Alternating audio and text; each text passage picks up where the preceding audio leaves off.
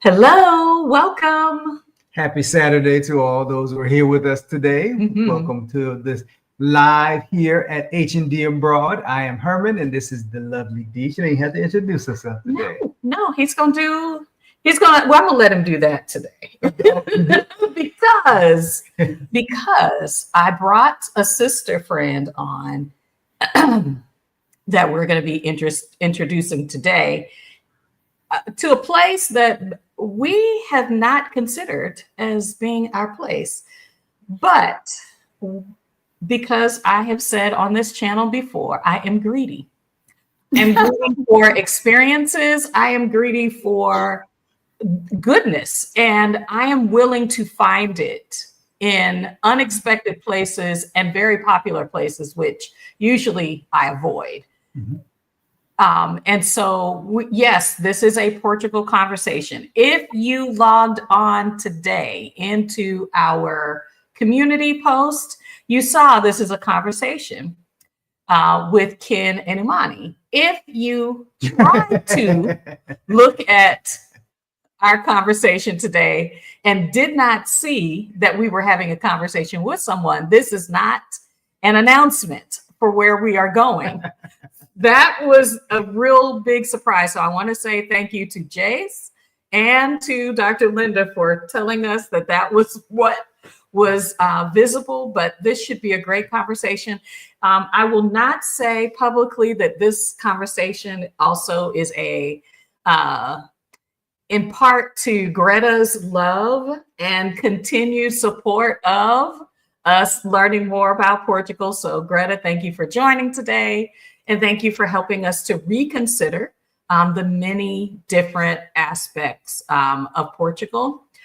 So before we go any deeper and totally forget to introduce ourselves. If you've never met us before, never watched us before, once again, we are H&D Abroad, Herman and Dee.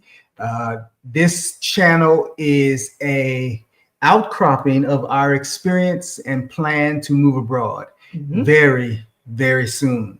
And we decided in doing this channel that we would share our whole experience. A lot of what we saw online was the after effects.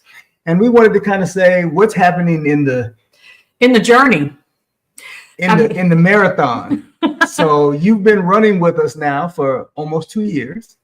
High five on that one. Yes, and we are on our way. We are pushing ever forward.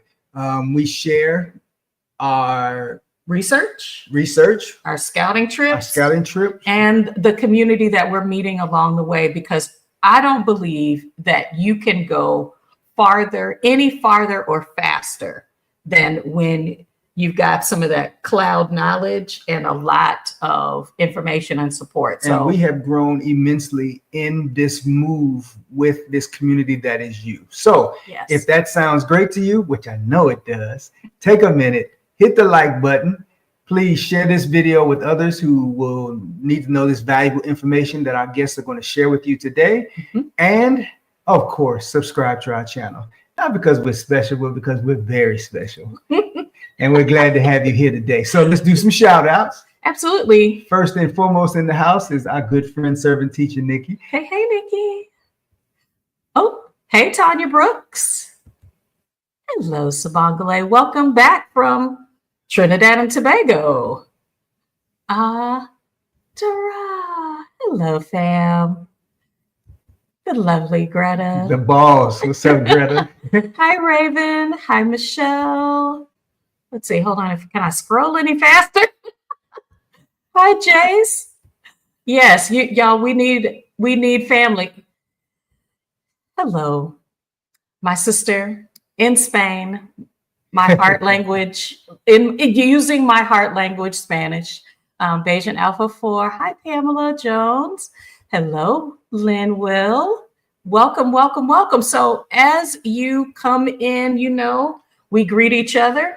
But importantly, we talk amongst ourselves. We ask questions, we answer questions, and we make sure that this is more than just a conversation with our guest, between us and our guest. This is really for you to learn more, for you to gather intel, and for you to meet another great couple. We're gonna bring in in now. down. Yep, right there. I almost did that wrong. Welcome, Ken and Imani. Hi there. Hi. Glad to have you with you today. So, as Dee said earlier, this is not about us moving to Portugal. This is about this beautiful family's move to Portugal. Okay, so all of you who rushed over here to here, stick around because this is still a great conversation. But tell us a little bit, introduce yourself, if you will. Tell us a little bit about yourself, and then we'll jump into our conversation for today. I'm Ken, Coach Ken. I am a tennis coach. That's my passion, my life. Recently moved from Atlanta here, and I'm from Charleston, South Carolina. I came to Atlanta in 2007, got on the tennis court, and that's when I met the love of my life, who was sitting right next to me, and we've been together ever since. Congratulations. I was going to say, talk about tennis love. Love match set. Nice. I was going to say. Yes. I'm Imani, and I am originally from the South in Memphis, but I grew up in Chicago and spent the majority of my life there. And then for the Olympics, I went to Atlanta and had an opportunity to actually perform in the Olympics, which is something I'll always remember and cherish. I am a grandmother of 5, and we started on this journey to move to Portugal, and it's been interesting. Yeah. You all have been in Portugal. I believe, Imani, you said 5 months. Yes. And so this is, I feel like this is a good time to be able to look back. You can still feel the anxiety, the rush of, the excitement, what it was like to, really touch that part of leaving what you left behind, but really be in a space to say, was it worth it? If people are asking you, even early on, this is, I feel like talking to people within the first year, you're still, a lot of the before part is still top of mind. So what was your process let's see, okay, maybe I should start here. Where did you all land in Portugal before we start on the look back? We are in Carcavelos, which is about 15 minutes northwest of Lisbon. Okay. So it's a very quiet. It's like suburbs. It's like the suburbs of Lisbon. Pretty quiet and close to the water. That was one of the main things we wanted, be near water. So, and maybe I'll take back even further than that. Okay. What prompted you to say we're leaving Atlanta and not moving to another spot in the South? Why did you decide to move abroad? Okay. This started actually with a few of my tennis clients in Atlanta. There was one young lady, she was taking lessons, and she said, "Coach, I won't be here for a while. I'm going on vacation. My mom's never been to Portugal. She wants to go to Portugal. I'll see you when I get back." A couple of weeks, about a month, she comes back. She takes a couple of lessons, says, "Coach, I'm leaving again because my mom fell in love with Portugal and I have to take her and move her back." That happened. She came back again, took a lesson, said, "I can't take any more because now I'm moving to Portugal." Okay. Then maybe 2 weeks after that, another client's a dentist, she brought up the point that she and her partner were looking at Portugal. They had already purchased property and they were coming. So I went home and told my wife, we got to find out what the heck is going on in Portugal because everybody's going there. And that started the process. Okay. Yeah. So were you all doing tennis full time? I know that is your interest, and you are a coach, but like, what was your life like in Atlanta? I mean, you weren't waiting to find something to do. No, I'm just building my brand here, but I was a full-time tennis coach there. Mm-hmm. And never had thought about leaving the country. I always have a dream that maybe one day I'll live in Europe or visit Europe. Then all of a sudden, this just fell on my lap. Out of the clear blue sky, 2 clients brought up Portugal. And we have to see what's going on in Portugal. Well, that's the beginning. That's really, I would say the very first part of how we became aware of Portugal. But then I don't know how the Lord or whatever, but I on my Facebook page, one of my tennis friends actually mentioned Exodus Summit. And I thought, oh, that sounds pretty interesting. And I was very impressed with what I saw and what I heard. And I thought, okay, well, certainly I can, follow up and, see what's going on with, the ladies here and, join some meetups to get more information. And that's what I did. And then that led to Halisi and Rick. And if you know them, they basically tell you everything. Yes. I mean, and then the fact that they were our age, in fact, they're younger than us. We are a little bit older, but they were mature people, who understood what was really involved. They were articulate and, knowledgeable and could answer questions and can, they were consistent with their, how they approached sharing information, very transparent. And, with the impact of, or the prospect of our current president or president to be on the horizon, well, of course, we were trying to decide, hey, maybe we can do something like this. Prior to that, it really hadn't occurred to us to make a move like this. But, certain things fell into place financially, and that kind of got the ball rolling. We realized, there were a lot of things lacking in our lives at this age, and we wanted to keep living, we're, certainly more mature, but I mean, we're young, mature. I don't know how that sounds, but sounds perfect.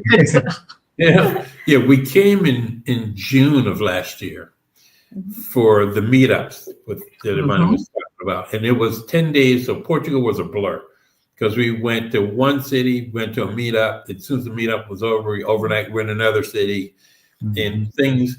When she mentioned Rick and Alisi, and he and I joke about it all the time. He said, we thought you guys were homeless because every time we saw you, you were dragging your luggage. So we're going from one city to a meetup, spend the night, to another city. And for me, that kind of sparked an interest because, we talked about it. And in June, after day 2, I was like, let's move. And Imani's like, pump the brakes. Calm down. So then Rick and Halisi said, well, if you're really interested, you need to do a scouting trip. Yeah. So we came back in October and stayed the entire month of October last year. I was even more sold then. And one morning, I think we were here about 2.5 weeks. one morning at breakfast, Imani brings her laptop and she says, "Oh, I've been talking to a relocation specialist." So I'm like, "What?" What? And she goes down everything. And do you think we should try this? So I'm thinking, yeah. So I'm thinking if this happens, we will make a move in 2025. Little did I know, my wife had fast tracked this thing. So we get back in October, and next thing I know, we have an appointment at the U.S. Embassy in D.C. in January. Yeah. Well, That happened.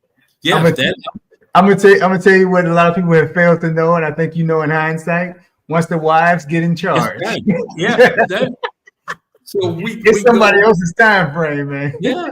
So we go to that appointment, and I'm telling my clients in Atlanta, I'm thinking about moving to Portugal, and they go, "When?" I'm saying maybe the spring of 2025. We come back, and she tells me, "No, we're leaving in June." Yeah. Well, that, So I mean, now we're here. there was a lot. He skips a lot, but yeah, that's kind of an overview of how we got things. it. So much for the pump brakes, right? Yeah. Yeah.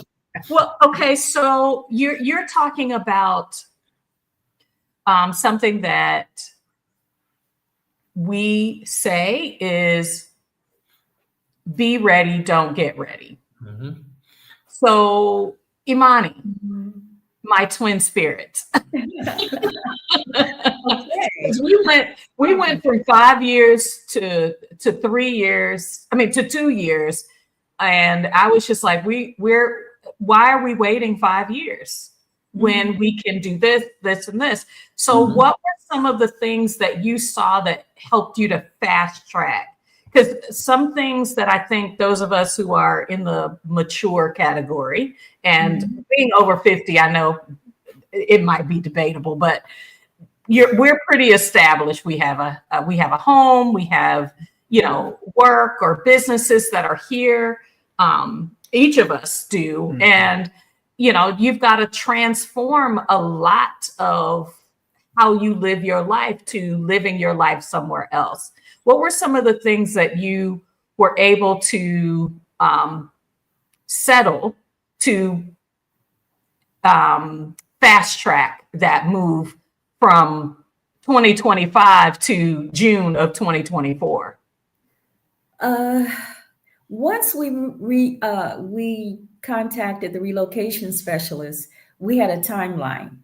And that to me really gets you going, because otherwise you'll keep pushing it off, but that really helps you to say, okay, if I'm going to do it, let's do it. There are so many things that hold you back, that make you hesitate, but you have to say, through my fear, I'm going to take it. I'm going to do it, because for us, I knew that if we didn't do it then, we would not do it. That window, we had a window, where I said, this is the time, I've got to do it now. First of all, my courage was there. The information was there. Financially, I don't know if it's ever a perfect time. At least for us, that's perfect financially, to be honest. And I said, well, there's enough in place that I'm going to step out on faith. There's enough in place where I feel like it's a risk I can take, but I know certain things are in place. Social Security is in place, savings, a little investment, those are the things that you really have to look at, of course. And understand, your expenses, understand, your income, additional income. Where's that coming from? What your expenses are going to be over here. So with the timeline, and I would say the most important thing was after getting the relocation specialist was one of the documents you have to have is an FBI report. And that's a ticking time. That puts you on the timeline for sure. Put you on the timeline. And I think that did it, whether I was ready or not. That really put the fire under us because, you gotta, if you're gonna do it, you have to do it. Yeah, those apostille documents, you do not want to have to get them done and then redone because the clock has ended that 6 months on those documents. So go ahead, Davis. No, so I know that you were socially encouraged towards Portugal. Had moving abroad been a conversation at all? And if so, did you consider anywhere else? No, we hadn't considered moving. We talked about maybe traveling and visiting some places, but we'd never got to the point where we said we're going to move here. And I think, it was a big step in faith. You got to step out there. We have, I know for me, a lot of times we ask the higher power, we ask the Lord to show us something, and then I'll trust you. And his response is, trust me, and then I'll show you. And I always ask my wife, are you sure we're making the right decision? And it's just faith. And I tell her, he brought us here for a reason. He brought us to Portugal for a reason. We may not understand it, but at some point he will make it clear to us why he brought us here. And not only that, it was a lot of prayer, it was a lot of prayer. There were times when I just fell on my knees and like, Lord, I don't know, I don't know. I'm scared. I don't have all of the answers. I can't see the big picture. Am I doing the right thing? Are we doing the right thing? There are so many things in place where you are. You have your, business, your home, like you said, your family, your friends, your, finances, everything, cars, everything's there. So to detach, it's a scary thing. Situation. Yeah. So it takes a lot of courage.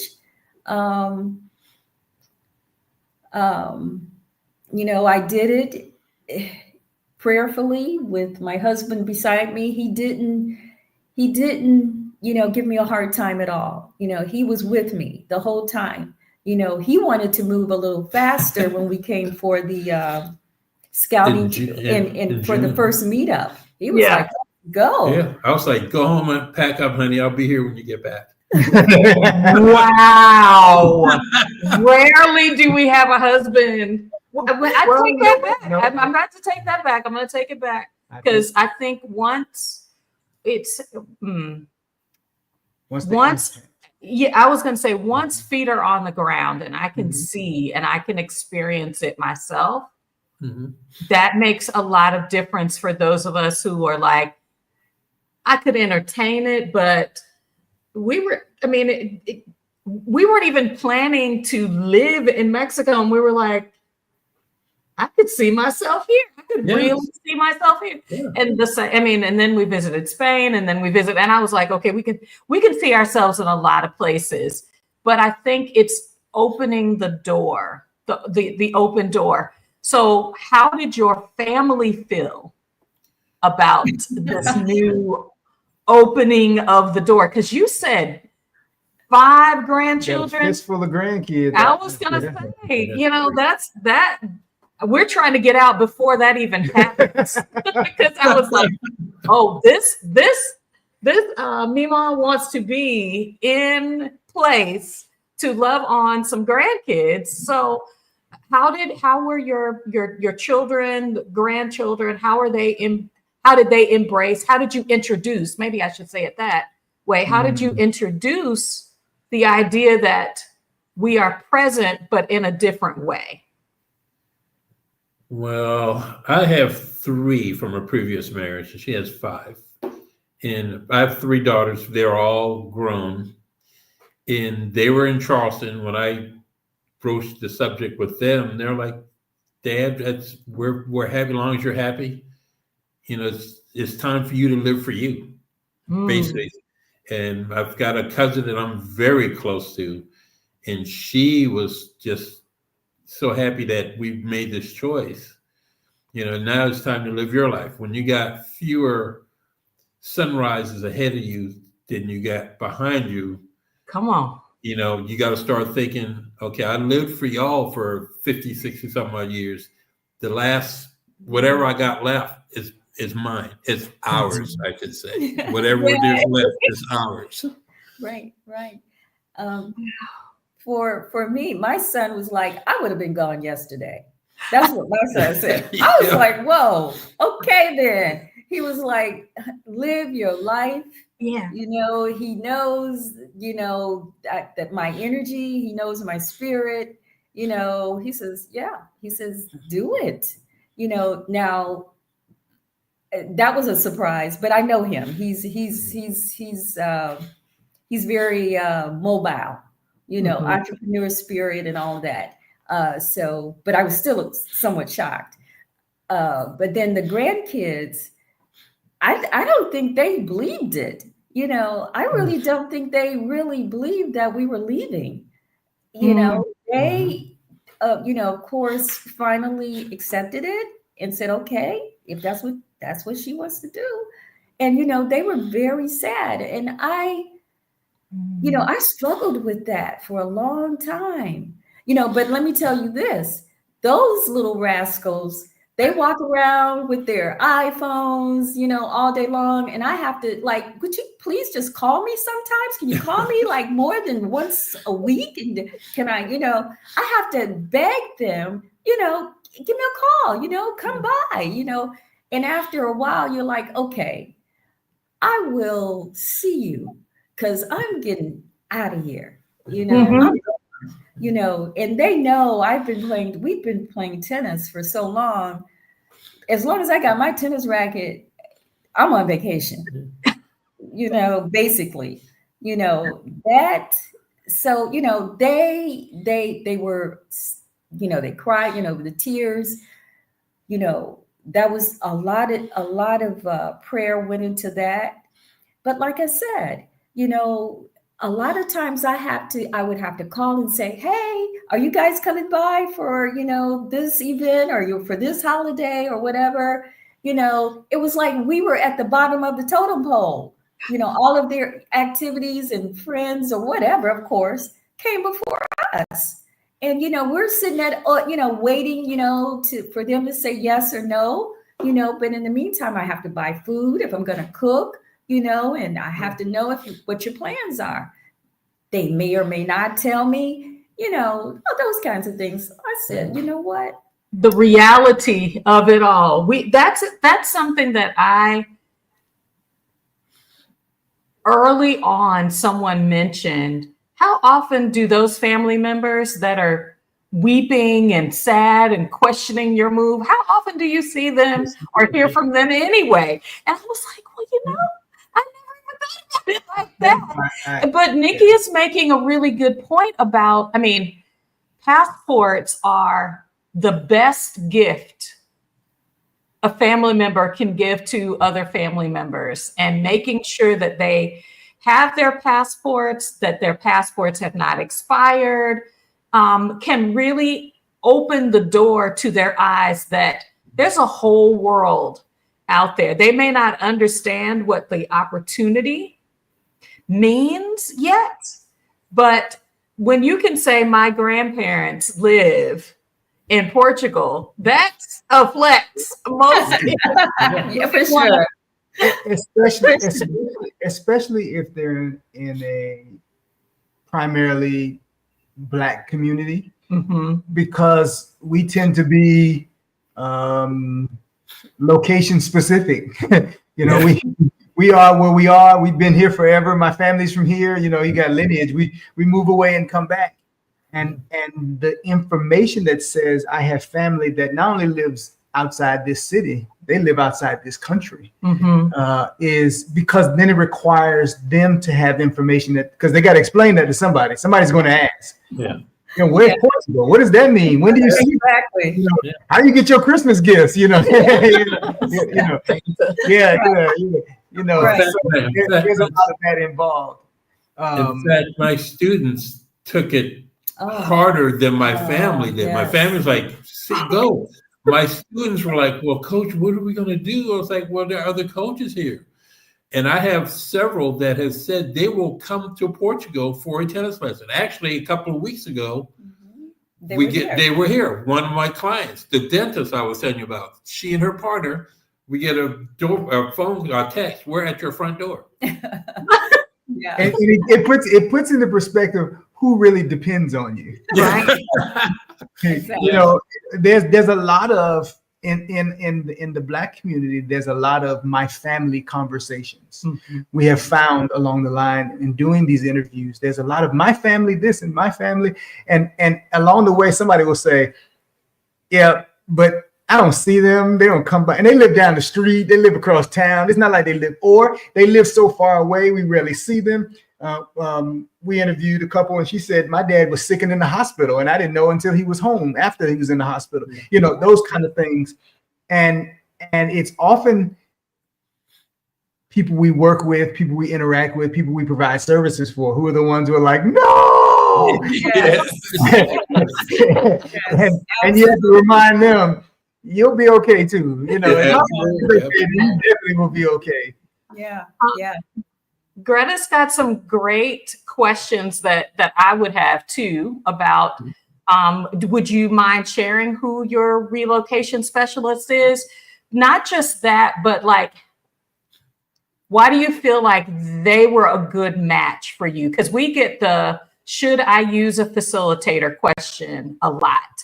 What advantage to having a relocation specialist did you experience versus trying to do this process maybe on your own or kind of asking, you know, different people for information?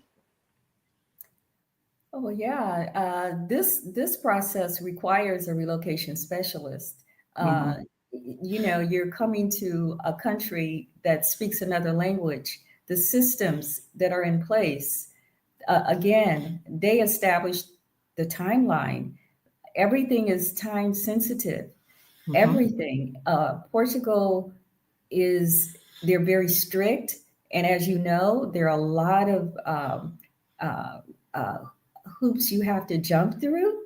There is no way I would have done this on my own. You know, and to understand the process, you need help. You know, it's costly, but it's necessary in order to avoid the mistakes. And the specialist was the relocating to Portugal, and Halisi and Rick have recommended them, and I think they use them as well. And that was why we contacted them. And so they know the process, of course, very well.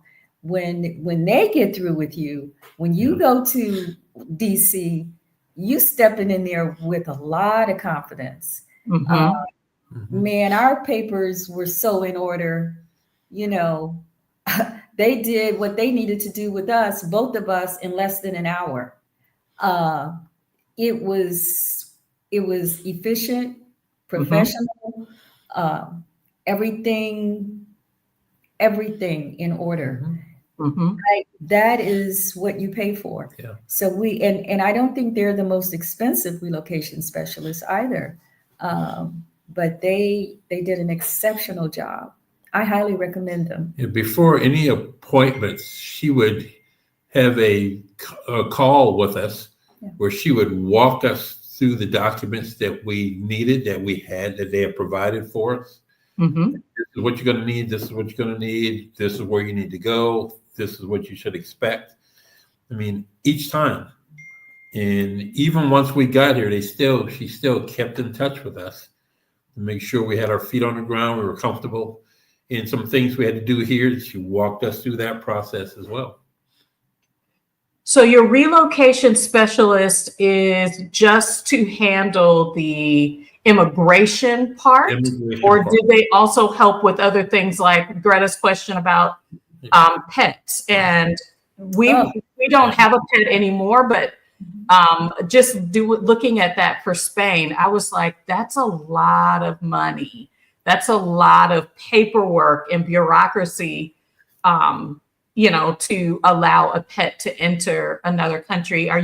Did your relocation specialist help you with both aspects, or did you have to contract out with someone else? No.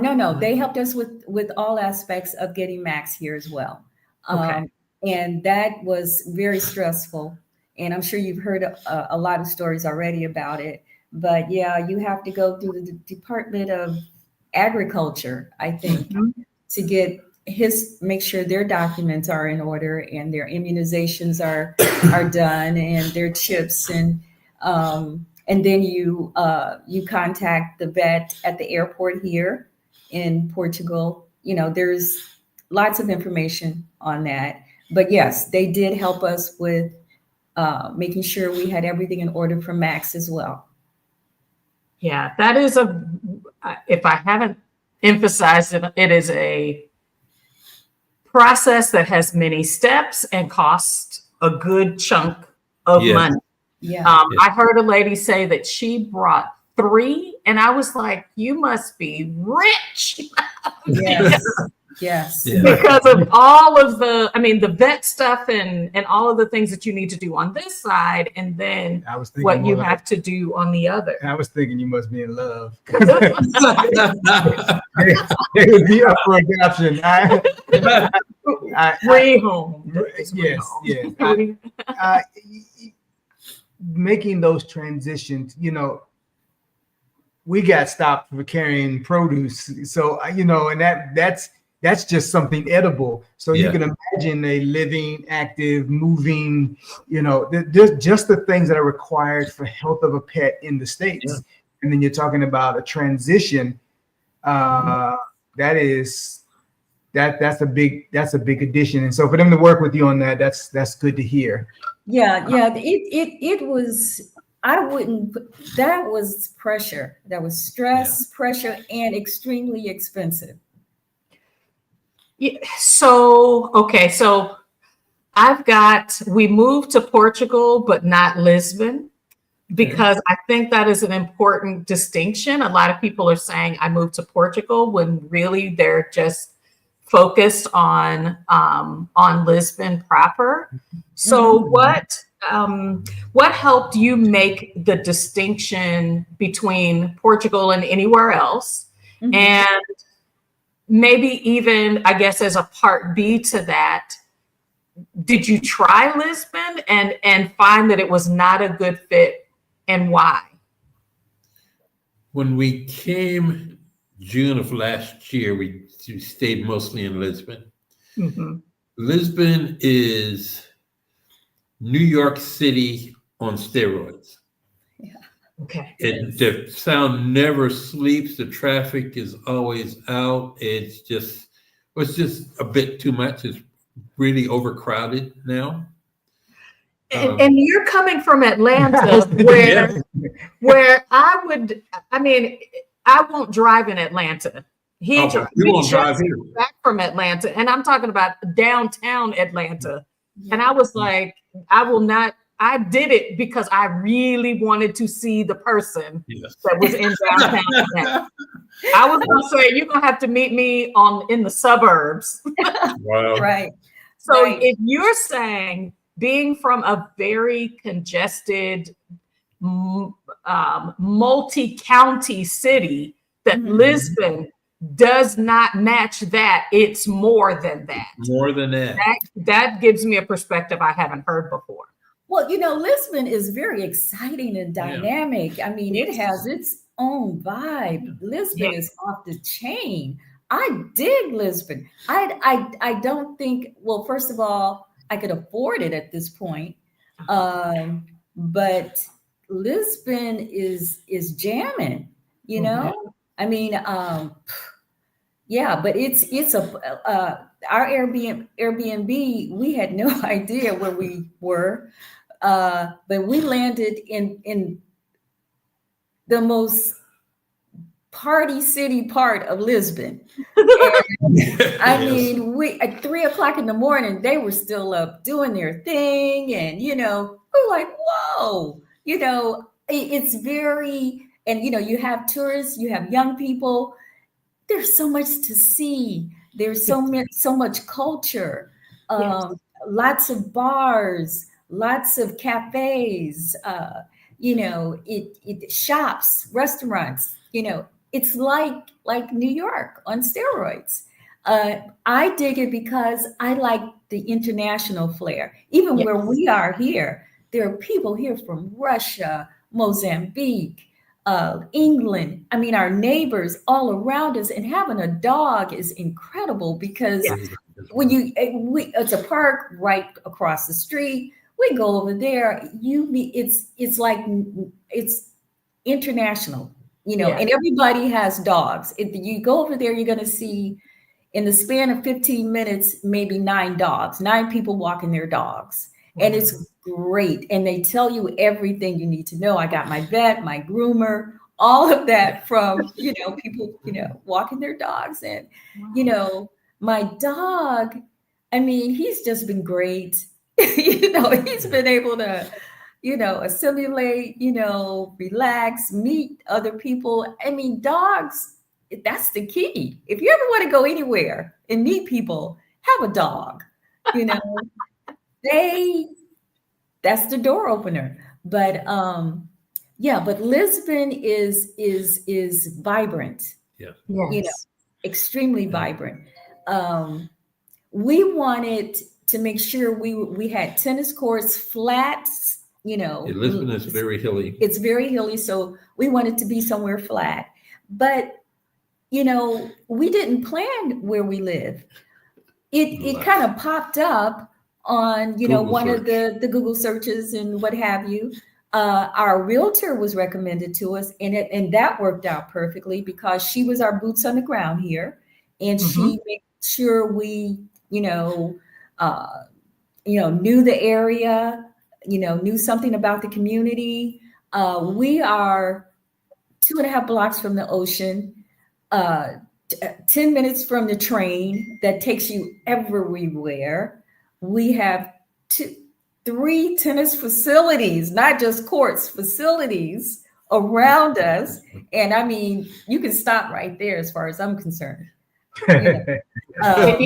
It was checking more boxes. It sounds like, I mean, we have a list. We have tried to make sure that our list is more focused than the kitchen sink, because nowhere, I mean, if it were a utopia, we wouldn't be able to afford to be there. So, right. But there's the reality of the things that you need. So in Atlanta, you are a car driver or else. Or else you live in the city where you can take the metro and some other things. It sounds like you were able to match up some of those requirements. What was on your quick checklist? Because it sounds like the tennis facilities was definitely on there. It sounds like wanting to have access to the water was another. What were some things on there? Water was water for you. Well, the most important was, for me, it was tennis. I don't care. I mean, what can I say? I'm hopeless. There's no hope for us. That's what we do.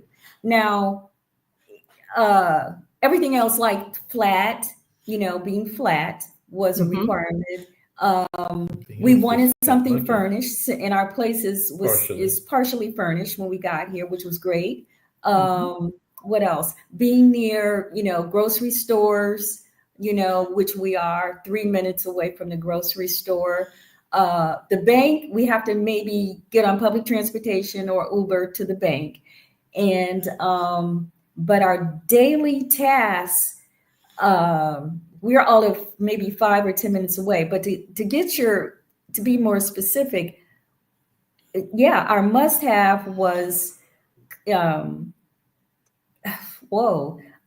having the place furnished, being by a tennis facility, water, but this was like a wish list too. It wasn't necessarily a must-have.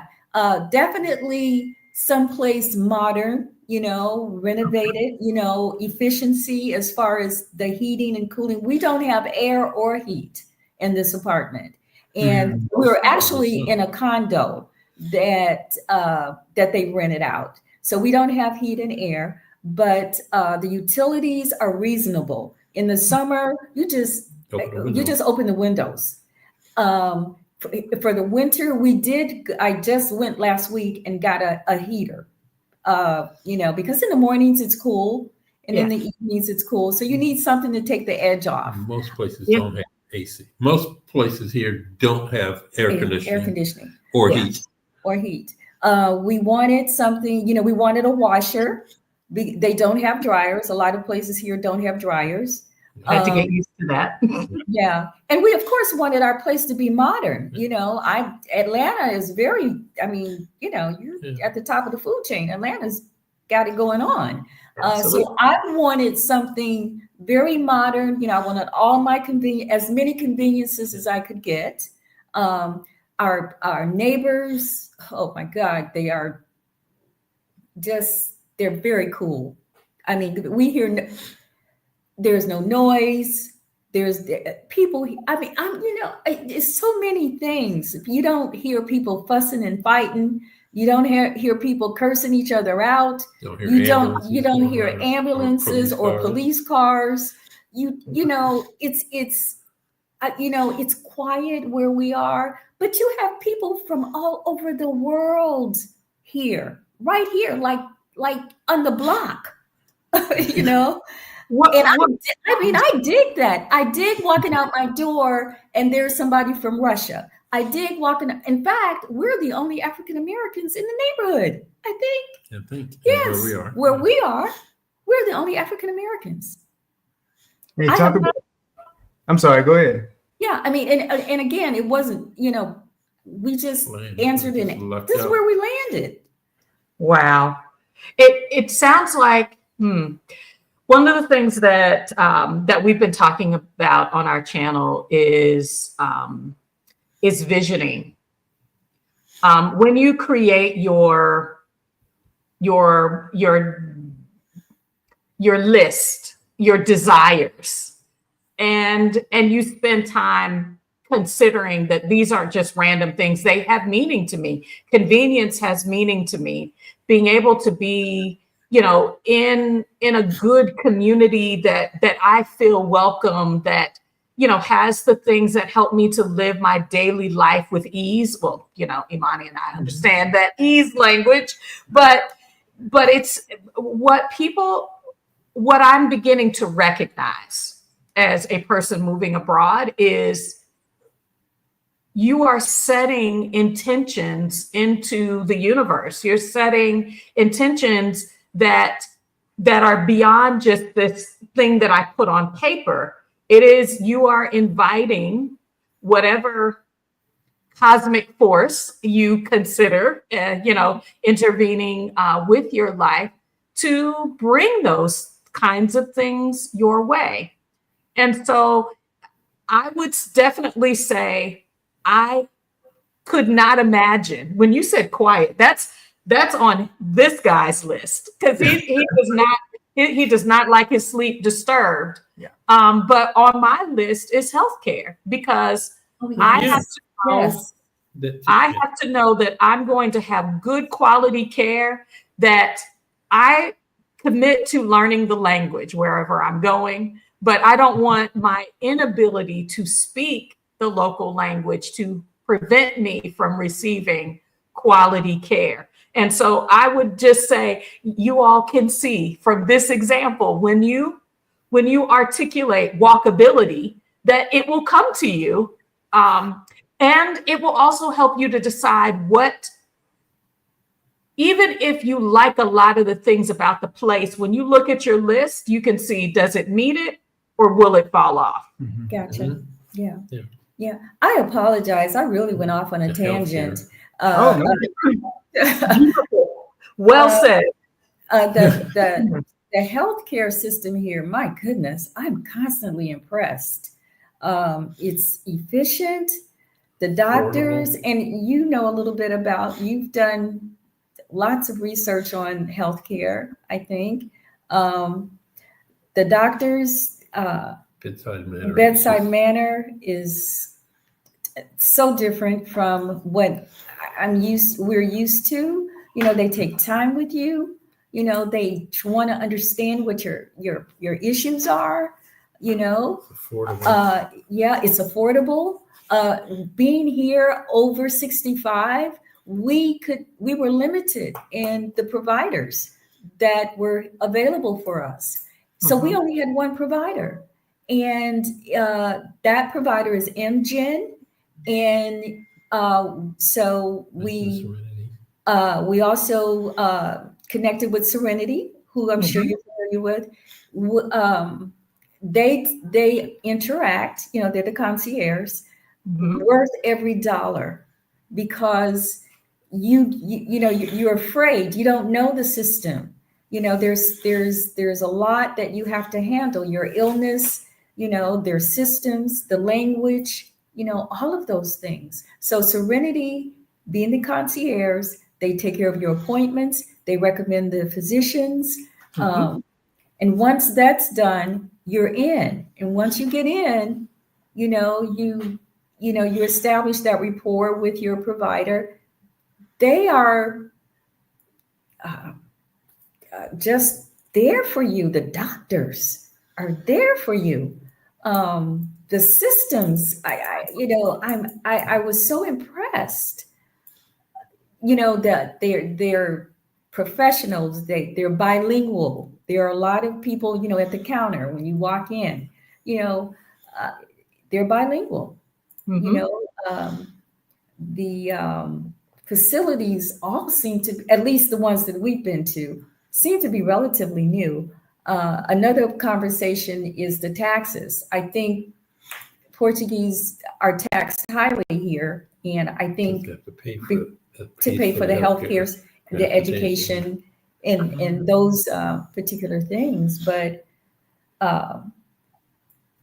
I'm sorry, you said the healthcare in Wales. Well, I actually wanted to. Oh, go ahead, David. No, I'm saying that's an important thing to take notice of. Talking about the taxes. I'm from Florida, and there are taxes, there are toll booths, but when you cross through Florida, it is spotless, it is beautiful, it is manicured. How the kids go to school, the healthcare process, they make me upset down there. But those functions across the board are taken care of, and sometimes in fighting what we consider, well, you're in my pocket for this, you're in my pocket for that, we forget that sometimes those things help the broader scope of things. And you know, that's not a nod to taxation, but I mean, just in terms of if the system who's managing those funds is doing so responsibly, it can collectively be useful to all who need it, regardless of their status or financial needs. And I'm hearing around the world people say, this is how we pay for it, and everybody has access to it because everybody invests in it and it's there for them at all times. And unfortunately, healthcare in particular is one of those things that is not universal in terms of assisting everybody. Right. And you know, so I'm one of those people to say I'll pay more if I make sure I walk out of this facility when I come here. You didn't. A lot of our fear as Black people by hospitals is, am I going to walk out of this facility if I come here for help? You know, you're going to come up with something else that you know. And so that's a big deal.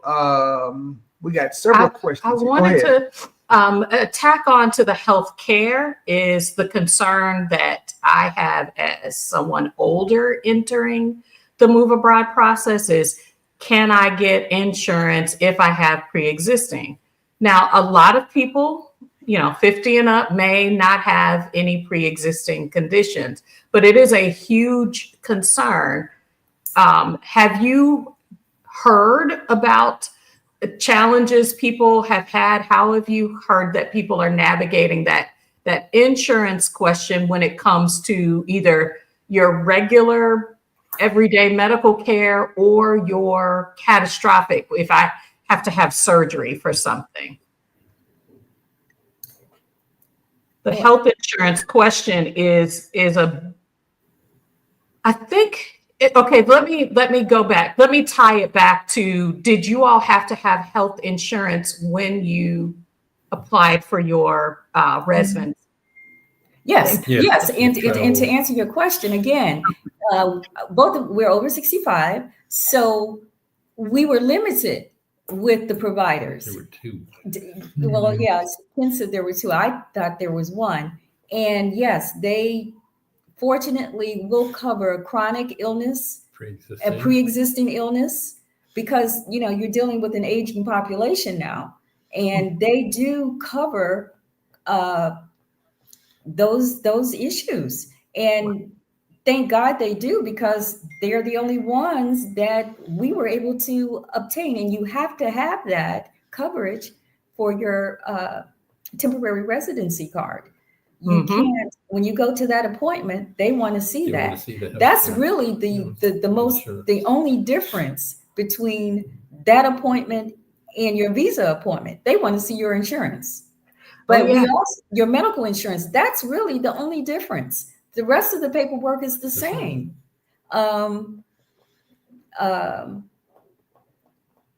They also are now asking for a social security number. That kind of pissed me off, because I'm thinking, I don't really see the need to get a social security number here.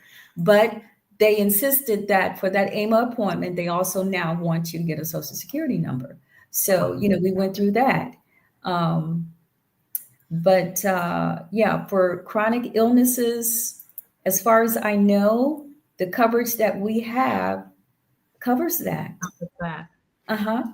So I'm jumping around here through the questions. So if everybody patient, I'm not going to miss your questions. I'm going to ask a couple more of these health care questions here. Nikki wants to know, do the doctors there make house calls? Are you aware of that?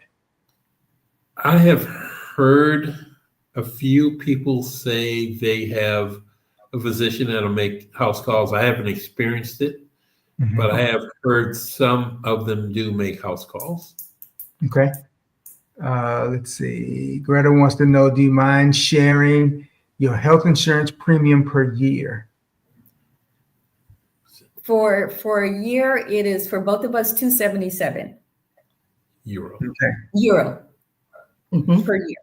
Oh, I'm sorry, per month. I okay, $277 per month. Okay, per month. Yeah. And if you need blood tests, X-rays, EKGs, which we got, because one of the things for playing tennis here is, which is different from the US, you have to take a physical. And so they require you to have, those a doctor's signature saying, yes, she's had an X-ray, she's got an EKG, and she's got a blood test. So we just got that done. And I think $18 for the blood tests, maybe 30 something for the EKG. Yeah, I mean, the prices are reasonable, I would say. I gladly, hand over a credit card, because, it is reasonable. wow. Now in the US, we had Medicare, and my husband's a veteran, so he had the, veterans, veterans coverage with the VA. And so we had, I think I had Aetna for maybe 3 years, and then I went to United Health. And those are still in place. United Health is still in place. I've left those things still in place in the US. Speaking about leaving some things in place, did you sell or rent where you were living in the States? Are you selling or renting where you are? I mean, are you buying or renting where you are? Yes, in the US, I've actually sublet my apartment. So I, still need to make some decisions there Right. as Yeah. far as, do I want to continue that, or do I want to go and get rid of everything? So yeah, I'm still trying to sort that out. And here we are renting For now. for now. And we haven't, we're still learning Portugal. So, we want to look around more, find out, well, hey, it might be better over here, And that was going to be the next question. Is Yes. how is the affordability of housing, renting houses, apartments? Because that's always a big question, because in most cases around the world, housing is the largest expense. So how is affordability, the affordability level of living accommodations? Well, it's that was one of the biggest selling points for me, the accommodations, the cost. We have a 2-bedroom, 1-bath for this one is 16. And In the States, a 1-bedroom was yeah, in the States, 23. our 1-bedroom is, just went up to 23, but we have a storage space there as well. Wow. Yeah. Yeah. For a 1-bedroom.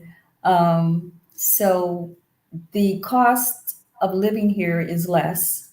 The food Is cost amazing. is less. But they sell smaller quantities too, because your refrigerators are smaller. So you may have to go to the grocery store twice a week. But I went to the grocery store twice a week in Atlanta. And Kroger, in Publix were ridiculous. Yes, ma'am. Yes, ma'am. Yes, ma'am. You go in there, and it's just depressing.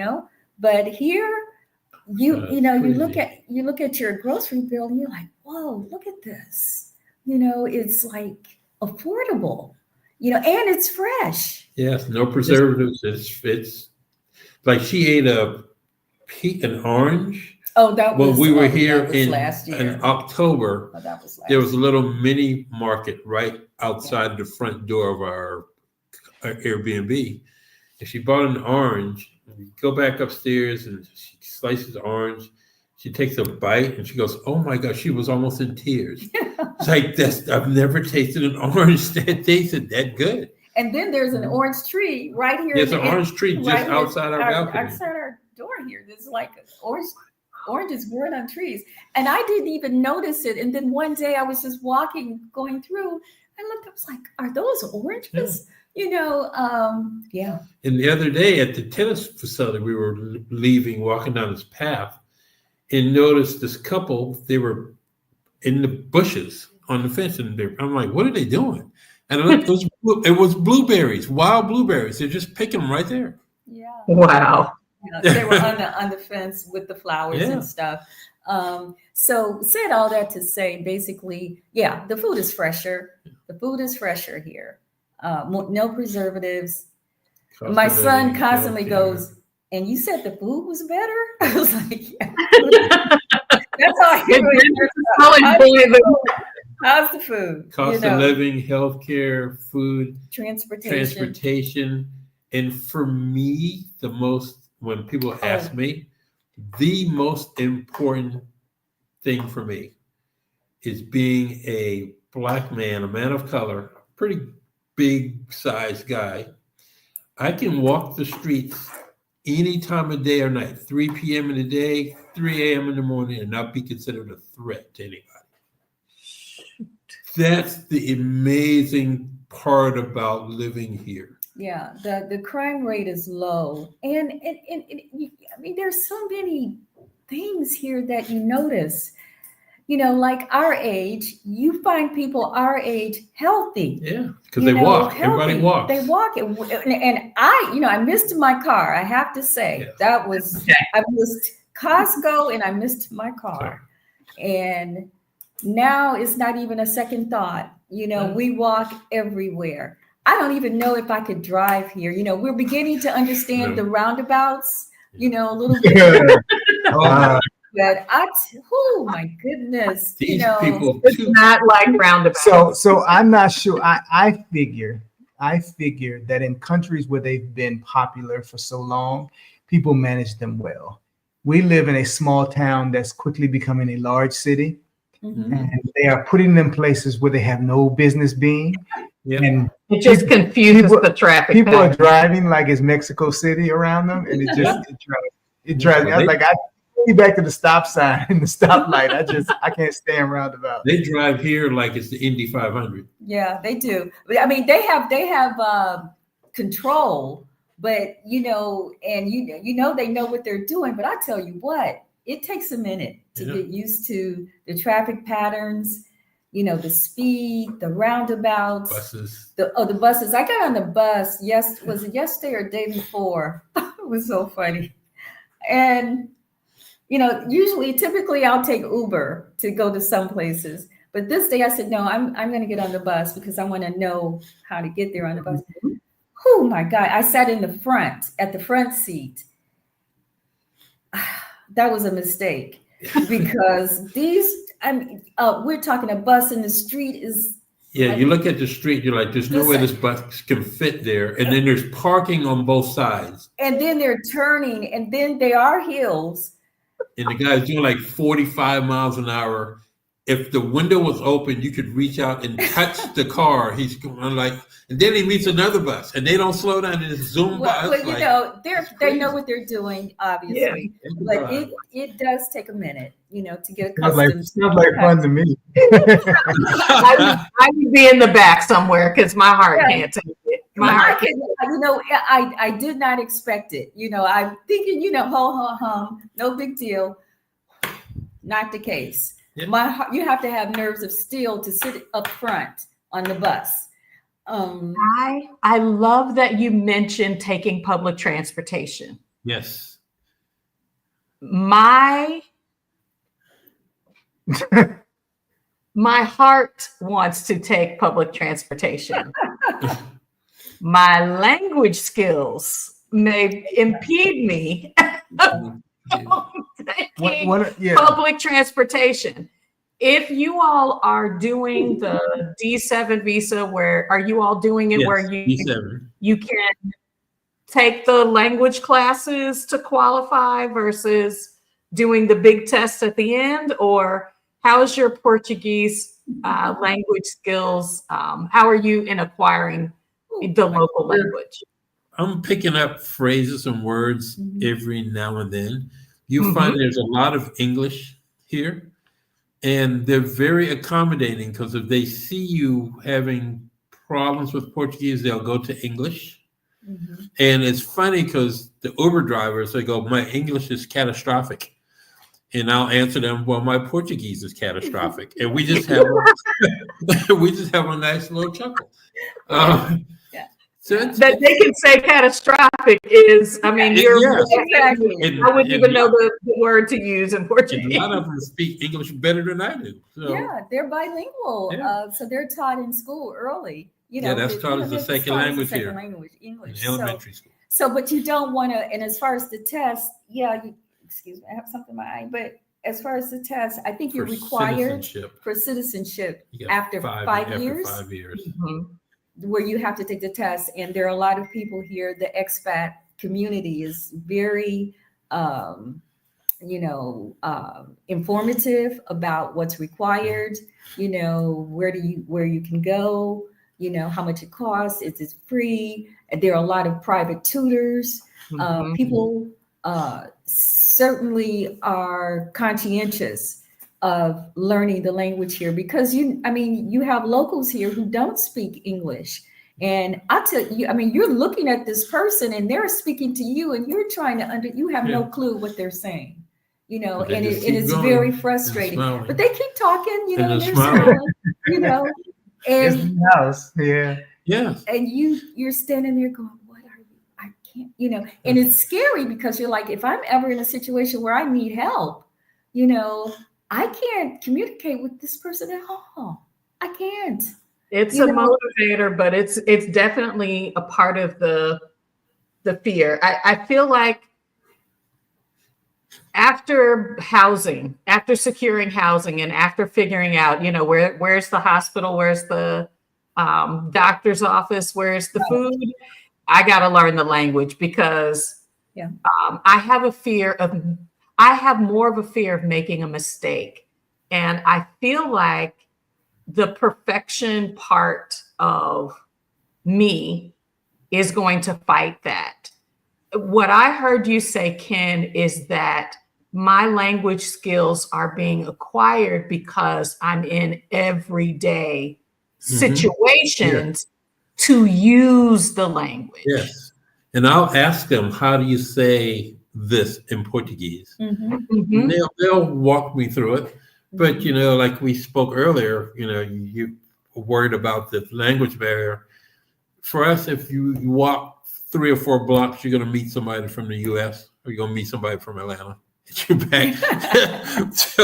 Well, not go a little bit in and out.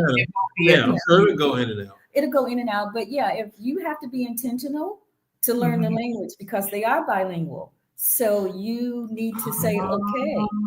Pizza guy. Yeah, you need to be, intentional and focus on that. Every morning I have my app with, on, and I'm practicing, I have to work with my husband to practice, but, that's just a necessary evil. You should be intentional learning the language because again, you don't want to find yourself in a situation where you need help or something. And the grocery store is a perfect example. Oh my God, yeah. That is, man, that's a whole adventure. Everything you do, you walk out the door, you get ready for an adventure. And the grocery store is definitely an adventure. Yeah, there's one cashier at the store that I go to, and when I get in this line, I try to surprise him each time with a Portuguese word or phrase. Oh, nice. And every time I do, he just big smile on his face, and then he'll go into English. He's either rewarding you or laughing at you. It's only one or the other. And then sometimes you have to find people who speak English in the grocery aisle because you're like, I'm looking for tomato paste or something, and after like 10 minutes, you're like, okay, somebody here speaks English. And you ask, and more than likely somebody speaks English, You're close enough to this. You're definitely close enough to the city that 15, 20 minutes makes a huge difference. It's actually, unfortunately, kind of focusing where we look, because when you're near a large city center and you're learning the language, you kind of I feel like language is a part of a soft landing. And so that soft landing means I have some space to adjust. The prices might be better, for housing and other things farther outside the city, but I need the soft landing. So another point of soft landing, I want to get to Bayesian Alpha's question. The reality of either no closets or very small closets. A king size bed, we love a king size bed. They do not do king size beds in. So did you all try to ship your things, or did somebody help you to get some insight on your American furniture does not fit the size of the housing in Portugal, or as Bayesian Alpha 4 and I have recognized is those teeny tiny elevators. If you're phobic, oh my goodness, it will make you claustrophobic. Every time I got in that elevator, I was waiting for a magician to saw me in half. Yes, they are small. Was it October? When we went to Coimbra? Oh no. No, this was in June when we were leaving. The last night we stayed in that hotel. Oh yeah. Where we got, and they actually call them lifts here, not elevators. But we got in, and there was barely enough room for us. We had 2 bags, carry-on bags, and backpack, and we were holding our breath. We got off the elevator. the room we were in was about the size of a walk-in closet. Everything here is just compact. I don't see our furniture fitting in here. If it does, it's going to be really tight. Yeah, well, that was one of the reasons why we were looking for a semi-furnished or furnished place. And, so that's pretty typical to get a furnished place. And if it's unfurnished, you do your furniture shopping, and so, you have the right size furniture. So, yeah, no, I mean, I would say moving in, you would take the stairs to get your things up. Or they come through with a lift and they come through the balcony. Yeah. Yes. I have seen that in a lot of countries where they have them outside the building. But we came in really late at night and we sent our luggage up and we took the stairs. No, not the first time we did. Oh, we didn't? No, Okay. we did that on the way out. Okay. We got there late at night. We didn't know where we were going. And this was in Spain. And the elevator was probably about as big as this space we're sitting in right now. Yes. We had the largest suitcase like ever. We had this giant suitcase. And literally we're standing like this in the suitcase and the door closes next to me right here. And it's like, And I'm in there, and it reminded me of when we got in the ride in the arch in St. Louis. You ride. They don't tell you when you get in the St. Louis arch little thing. There's just this little wagon that you ride. And that's what this lift was like. And it's like. So when we left a few days later, we sent the suitcases down in the elevator and ran downstairs. That's funny. That's funny. Yeah, they're tiny. Yeah, they're small. Wow. So I'm going to shift over a little bit because I want to be able to hear this. In the initial conversations, when people were talking about they were going to Portugal, they're like, "Oh, I love Portugal." And I go, "Okay, why?" Yeah. At the beginning of this conversation, you said, came to Portugal, walked in the door, and I said, "This is it." Okay, I'm visual. Draw me a picture. What makes Portugal the place you packed up and moved to? What was it about Portugal that you would say to your loved one standing next to you, you ought to do this? 300 days of sunshine a year. When you wake up and you look out, there's perfect blue sky. You're a 2-minute walk to the ocean. That to me is just experience life here. I always tell people in the States, you wake up and the first thought that goes through your mind is, what do I have to do today? Here, you wake up in the morning and you go, what do I feel like doing today? Life is so much calmer here than it is there. That to me was the selling point for me. Well, visually, there is a lot of graffiti here, but they call it art, and it is street art. It's street art, and it's not as much in this area where we are. We're in Carcavelos, so it's not as much, but it's here. But you don't see. It's not terrible. It is art, actually, and the architecture here is different. It's not a lot of green space, but it is green space, and you have palm trees. I think they're palm trees.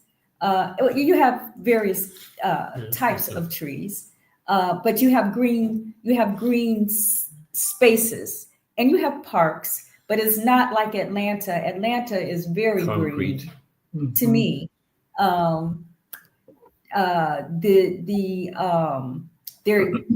They have restaurants and cafes everywhere, every other door, especially in Lisbon. There's the trams. There's the tuk-tuks. There's the you know, the transportation system here again is very efficient. So you can get from point A to point B to point C, you know, without any issues, you know. When you say visual, you know, this is an old country.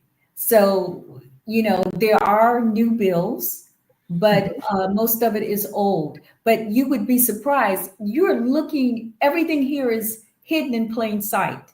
You're looking at something on the outside Oh my God. that's a wall or something. But when you open the door, it is like you walked into Monte Carlo. You know, it's beautiful. You know, I mean, that constantly surprises me. You know, you're walking down the street and there are streets, like one street turns in and you make a turn and there are three other streets, and connected to that street is three other streets. It's, you know, it's not like the US where you got your nice block, you know, everything is, what do you call it? In a square design. Square design, Like you know, Piggy and Street. yeah. But here, that's not the case. That's not the case. I mean, you just don't, I mean, you're looking at what you think is a compound, and it is. There are houses behind walls. Mm-hmm.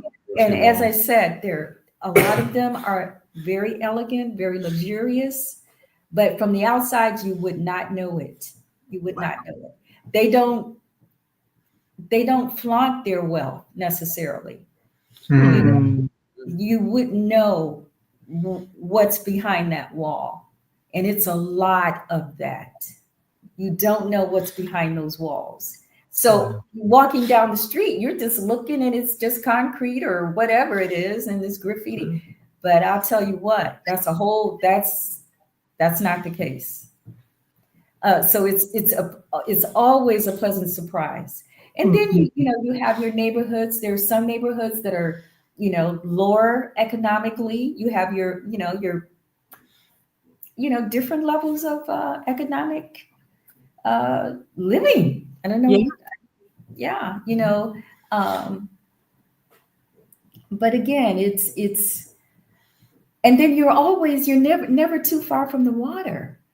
You know, so you know, unless you're, you know, really far inland, which then you're paying a lot less for your accommodations. Of course, like anywhere else, the closer you are to the water, the more you're going to pay. For example, there's from Lisbon to Cascais. Cascais is about 30 minutes outside of Lisbon. And you catch a train from there to Cascais. But the entire or most of it. route, I would say most of it, you're looking at the ocean. And when you're not looking at the ocean, you may be a block off of the ocean. Yeah, that freaks us out. I mean, like today, you know, we were leaving the tennis courts and we're still like, I mean, you're looking at, you know, you're on the train and you're looking at beach, ocean. Yeah, the train stop is actually on the beach. I mean, it's like, you walk down the stairs and you make a right turn, you're stepping in the sand. Yes. And it's a train stop. And this is a train stop. And, you know, it's like, you know, I just can't take that for granted. You know, I mean, I'm looking at this going, So, you know, I love that. It's not like I said, it's not Monte. I mean, it's Monte Carlo. It's not, you know, but what you're seeing is nice. Yeah. I mean, I can handle this, you know. They come the garbage trucks. Oh, the garbage trucks, they come pick up the garbage every day. They have the garbage truck comes by, and then there's two guys come by and they have brooms. And if he sees not a few cigarette butts, he sees a cigarette butt. You're sweeping it up, and it's every day. It happens every day. Yeah. At first, I was like, "Is that the garbage truck? Is today Sunday?" You know. So they, you know, so that cleans the building. Yeah, the lady that cleans the building. That's a good lead-in for a question because I have asthma. I wanted to ask this question too. Do they smoke as much in Portugal as they Oh do my in God. Spain? Everybody smoke. either smokes or vapes. Not everybody. Not everybody. I mean, There's a large population of smokers. It's- I mean, I would you're say Europe. I was in Europe, but You're you Europe, they smoke. have, I would say, more of your more mature, older Yeah, the younger people kids that vape. smoke. Okay. If there's, I don't see a lot of I see a vaping. lot of smoking. I see a lot of vaping. But you never. I have only once. We don't went to the smell it. concert. We went to Shaka Khan's concert, and very little weed smoking. Very little. Like in Atlanta, you'll get a contact high. You know, just walking down the street in the street at lunch. Not only that, even in our apartment at the pool, you get a contact high. You know, because people smoke weed. I'm like, do they understand that they're outside and people can see them? Yeah. You know, Don't be scared. yeah. But here, I They can count the smoke. times. I think New Year's Eve? Yeah. Not New Year's. I don't know. It was some holiday that just passed, something.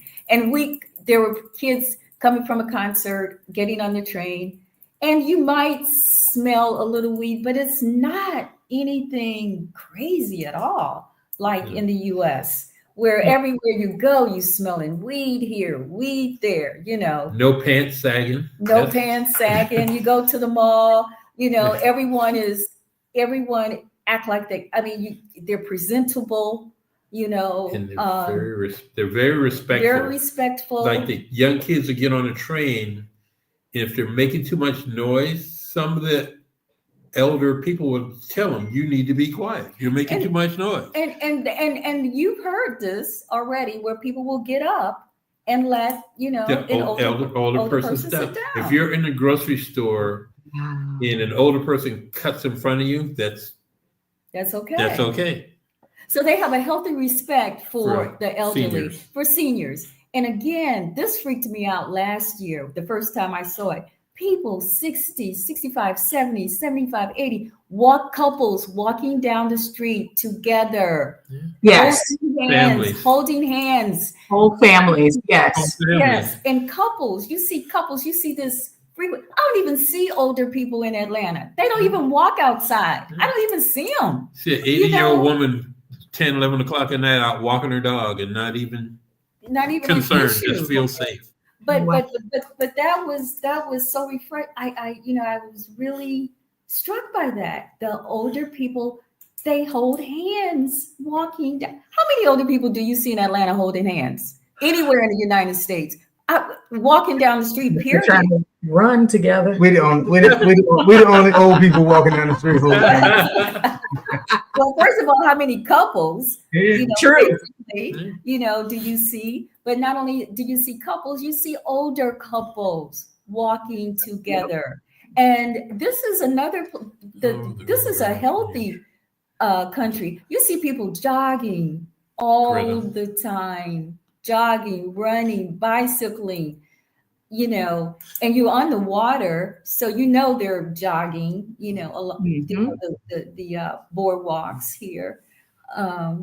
See a question from Greta that says, how are the Uber drivers when you're traveling with a dog? I heard that sometimes it's an issue. When you call a car here, there is a tab that says pet, that they'll know you have a pet. Oh, not only that, you can take your pet on the train and on the bus. You can take your dog. Wow. The world is dog. The world is I was pet going to say friendly. pet friendly. Yeah. Pet friendly, every place, pet friendly. I'm gonna walk away from that. No, because we were completely surprised in the countries that we have been visiting. Like, and I'm going to say it here. I think the pets in other countries are just different. Well, no, They're different. They're just built different than the pets in the U.S. But I also think that I find that in other countries people still train their pets. They're not a random child. I mean, they're a family member who knows what the boundaries are. Yes, we had that discussion today. And the problem I have here a lot of times is people's dogs do whatever. I was like, if you're walking your dog down the street and you're fighting your dog still, then that means when that dog is in the house, it's doing what he wants to do. Yeah. Mhm. And here, most of the dogs are off the leash. Very few people leash their dogs. Exactly. Right. Mexico City, that dog was like, you don't even have to look for me. Their person But if that person changed direction, never looked back. Yes. Because their pet was going to be right there with them. even if their dogs were in front of them, if they changed direction, that dog quickly knew they were headed in another direction and got back to where they were. And that's just, you don't see that here. We got to put up signs telling you to in control. All right, let's see. Beijing Alpha 4 wants to know, what's your advice for someone, an adult who wants to start learning to play tennis? Oh, yes. Yes. Okay. Oh, wow. Well, we have a website and we'll give it to you. And it's in the description. In the Yes. description, yeah. Yes. Well, we'll work with you online playing Yeah. tennis to get you started. Get started. The only thing you need to do is know where a tennis facility is in your area. You know, you have to have access to a tennis court and a racket. After that, we'll show you your forehand, your backhand, everything, what position how do you start? How do you turn as a unit? How do you make contact? How do you follow through? All of those things. And it takes, how you control your body. You need, all of that, we show you, and for someone learning, a lot of us, me included, I was self-taught and I started late, 13. A lot of us are self-taught. So we develop bad habits, bad technique, which eventually leads to some sort of injury. Mm-hmm. So if you're wanting to learn, whether it's from me or anybody, find yourself a tennis coach. You have to be wary, because I've found the case here too, but more so in Atlanta. Everybody that's got a can of balls thinks they can coach. That's not necessarily the case. Unintended. And a lot of people look for players that are world-class players or play college. You may be a great college player. You may be ranked number 1 in the world. That doesn't mean you're a good coach. Mm-hmm. Michael Jordan was a horrible coach. Agreed. The GOAT. So you find somebody, coaching is more about personalities than me showing you how to hit a shot. Find somebody you're comfortable with that knows what they're doing and knows what they're saying. You should have fun. I tell my clients, I want you to have fun, but I want you to learn at the same time. Mm-hmm. Great answer. Appreciate that. Let's see. How did you sell everything? Work in progress. Yes, for sure. Thank you. But I think your story is showing me that you can do enough and then give yourself a figure it out timeline. It's not indefinite, Yes. but it's a timeline. And see, that's where she goes to the left, I go to the right. When we were at home, I'm like, honey, we need to get rid of some of this stuff. And if for me, I could have had it gone in an hour. Call somebody with a truck, rent a U-Haul, take it to Goodwill. Just don't remember it was ever here. Just bag it up. My wife is like, I need to look at it, and we're looking at a magazine that's like 15 years old. No. And she's got to look at it. Outfits that she hadn't worn in 10, 20 years, she got to look at. You all, I want you to see, this is couples move abroad in real time. You're gonna watch. You're gonna watch Ken get shot live. One day, I would have had all that stuff going. Yeah, there is a completely different process, and it's funny because it varies from one couple to the next. So I've heard that there's a couple we watched. What's the name of that? Anyway, they moved just to a different housing. They were talking about minimizing their life. and she interviewed him, and the whole time he says, I really have learned to appreciate this move, even though you sold all my stuff for pennies on the dollar. And every time he had a chance, he was just like, damn, because he was like, I spent good money and you sold it, but I could have made good money and you got it.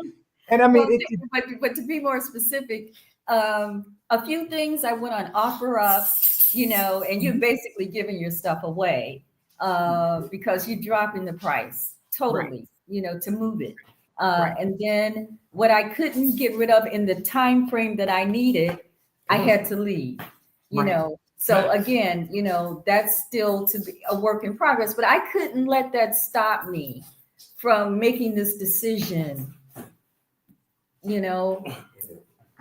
Absolutely. This is Max. This is Max. Turn around, Max. Turn around, Max. There you go. Here's Max. Oh my God. So You had to have some attention. Yeah, he's like, y'all been gone too long. yeah. So it was tough, because you need time to get rid of your things.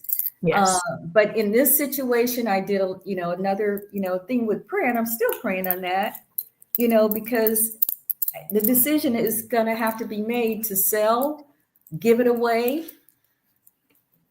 but right. I love how you've been talking about timelines. Mhm. Give yourself some deadlines. Yep. Give yourself some hard lines, because you'll keep kicking that deadline, keep kicking that process down the road. I love how you've talked about that.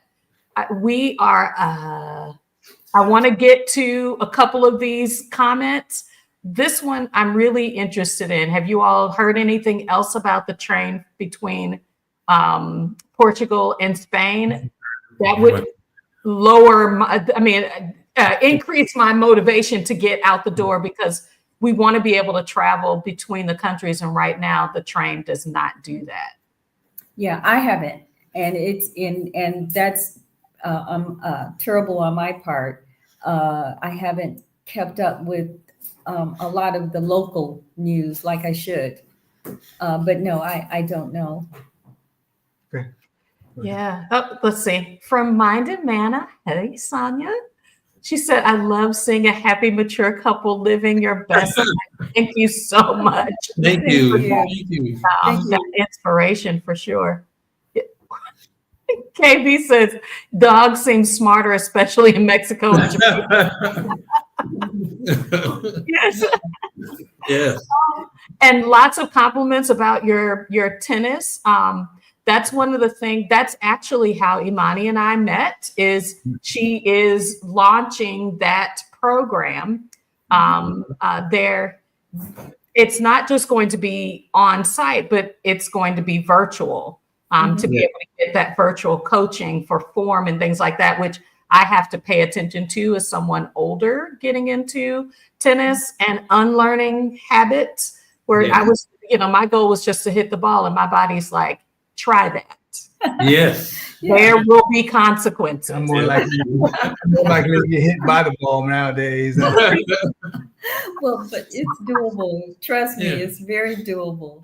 So in closing, Yes. any last minute words of advice for anyone considering moving abroad at all, or to Portugal in particular? Mm-hmm. Everybody in Atlanta, stay in Atlanta, please. like I said earlier, I've met more people here from Atlanta than I knew when I lived in Atlanta. And the ones that I met, when I find out they are from Atlanta, and they asked me, why did I move here? I said, to get away from y'all. So if you're going to be in Atlanta, don't come to Lisbon. Go to Porto, Coimbra, somewhere. Well, as far as to get started, find a relocation specialist, and get the pricing, and they'll tell you, their menu of what they offer. Take a look at what you need. You don't need all of their services, and there's a fee for everything. Mm-hmm. It is not. Be prepared for that. That was a shock. Moving is not for the faint of heart. At all. There's going to be some money involved. Lots. Then once you get here, you're going to find out there were some hidden fees involved just coming here. So it's not for the faint of heart. It's something expensive. You really have to consider the expenses. Can we do this and still be comfortable? Still be comfortable. Yeah, that was sobering. You know, you thought you knew what your expenses were going to be, and you haven't, pretty good idea of what you're going to need to spend. But there are additional costs. But it's an amazing place to live. It's amazing. It has a lot of pros, and it certainly has cons. The bureaucracy here, it is slow. Yeah. It is slow. The banking system, that's another, we didn't even talk. There were so many things we did not cover. Yeah. And you can only do so much in an hour. And I go off on tangents so much. But, Don't worry, we will have you back. we're going to do it again. Because I appreciate the honesty and the directness of the conversation. Thank you. You asked great questions. Yes. I love it because it's the portal to the world. I mean, you're a 2-hour flight to Paris, 70 euro. You can go to Porto. You can be in Porto in 3 hours. In 1 hour north of Porto, you can look at Spain. You can drive to Spain. It's everything is just right here. Right. All of Europe is right at your fingertips. And I'm so looking forward to going to Wimbledon, Roland Garros. Yeah, because we arrived the second week of the French Open. Yeah. And we thought about it, but we had so much to do to get settled in. Yeah. And then right after the French Open, the Olympics was in Paris. And we still got stuff. So next year, that's when we're going to take some time out and go visit some places. Yeah. Wow. We are excited for you. We truly appreciate you all making some time this evening, your hours, to ignore Max and hang out with us. He's back there on the sofa. Well, we have so many stories about Max, man. Yeah, so funny. Oh, we come and do a whole talk because like I said, pets are a whole nother entity in this process. Pets, children, parents. Yeah. So we will definitely continue this conversation. We are thankful for you to sharing with us. Again, their website is in the description. Yes. For you to look out. Hold on, I want to make sure I say it out loud. www.mybreakpointtennis.com. Yes. Thank you so much for having us. It's been such a pleasure doing this. Fun. Absolutely. Yeah. And always to all of those who showed up in the chat today and spent time with Ken and Imani, we definitely appreciate you being here as always. And if you're coming from the future, don't forget to get in the comments, hit hashtag replay gang, and drop your comments and questions in. Ken and Imani, you're welcome to look in those comments in the future. And if there's anything directed at you, you can respond directly back to them. We got 2 more weeks. With 2 more weeks, and then we are hitting the road for scouting trips. We'll be on the road vacationing. So a lot of what you'll see for us in the future will be for several weeks. Will be from the road. So you all. Nice. I'm so happy for you. Where are you going first? We're gonna start in Costa Rica. Okay. We're starting in Costa Rica, and heading south from there. So we'll be. Great. So you all keep your eyes open and don't forget to like this video, subscribe to our channel, check out Ken and Imani's website where they're going to be continuing to post opportunities for you to learn. What we always say here is don't wait till you move or till later to do something you can start right now. And this is a great opportunity to get in a very healthy, ergonomically appropriate for any age form of exercise. So thank you all so much for joining, and we'll say goodbye Thanks for now. For hanging out with H&D Abroad. All right. Good night.